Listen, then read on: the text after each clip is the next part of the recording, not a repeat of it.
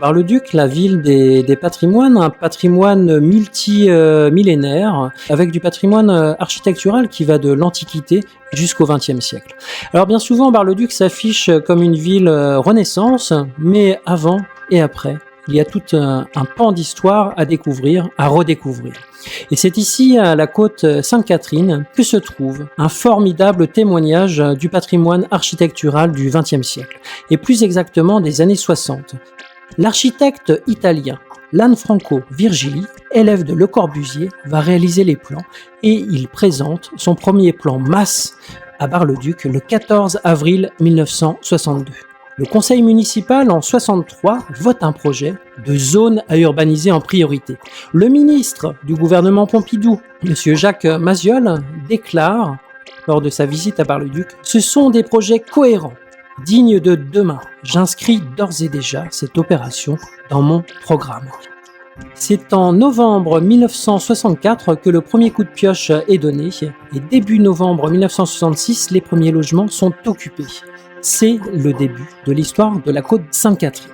Alors ces bâtiments, pour l'époque, sont flambant neufs. Ces bâtiments sont à la pointe de ce que l'on peut avoir en matière d'habitat urbain.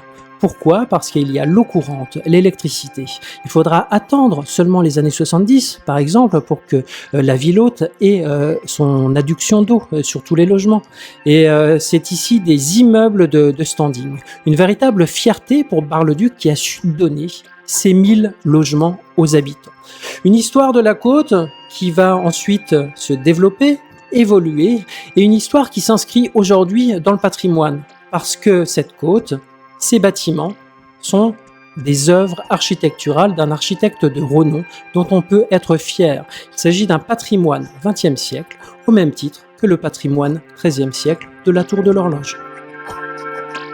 Mais finalement, pourquoi, dans certains endroits de la côte, détruire des objets du patrimoine ?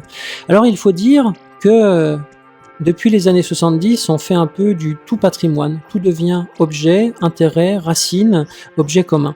Et il faut choisir. Et on ne peut pas tout conserver. Et puis, il faut se replacer dans la dynamique de l'époque, des années 60, où ces logements étaient high-tech, ils correspondaient à un standing d'habitat de l'époque. Aujourd'hui, ces habitats doivent évoluer pour répondre au nouveau standing et la côte doit se placer donc dans son évolution.